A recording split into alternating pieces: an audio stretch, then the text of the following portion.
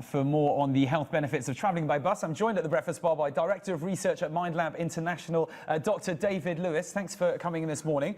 First things first, does it really make a difference what form of transport you use to get to work? Well, absolutely. As far as going by public transport, particularly by bus, one of the benefits is you have to walk to the bus stop. And indeed, in London, about 1 in 5 of us walk about half a mile. That's a mile a day. Now, you may not think that's very much, but I think that's 5 miles a week. Over the course of a year, you run the equivalent, or you walk the equivalent of 11 marathons, and you'll burn up over 22,000 calories. So it does make a big difference. You know, we do have to take obesity very seriously. In fact, interestingly, in London doesn't fare too badly. It depends which part of London you live in. If you're in the city of London, then 61% of people in the city of London are overweight.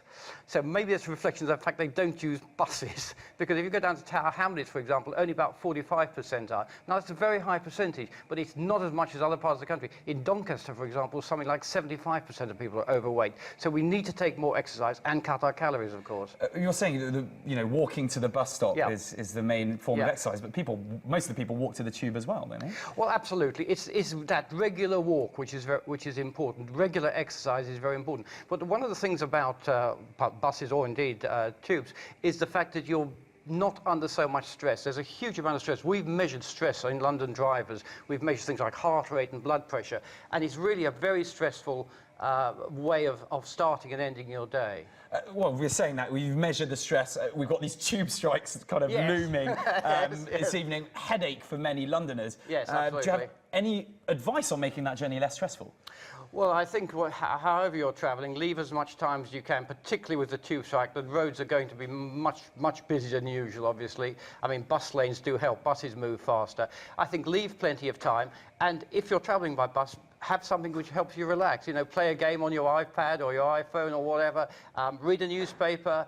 But really relax, wind down before you start your day's work, and wind down after you finish your day's work. And there's been a lot, you've given us some stats, a lot of research, interesting research. Can you tell us a bit more about the results concerning Londoners? Well, certainly Greener Journey, who are advocates for greener journeys. I mean, if everybody in Britain who drives a car gave up 1 day a month, that would save 2 billion car journeys. It is a huge figure, and you know, millions of CO2 would be saved as well. Tons of CO2 would be saved.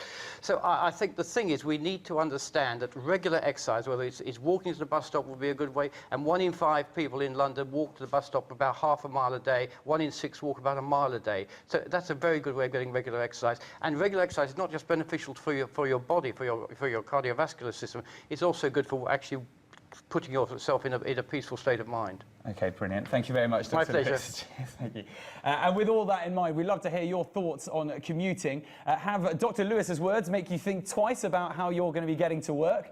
Did you switch to taking the bus after years of sweaty tube hell? Or are you thinking of taking the bus this week? Just let us know. Use that hashtag WakeUpLondon and we'll read out your tweets throughout the show.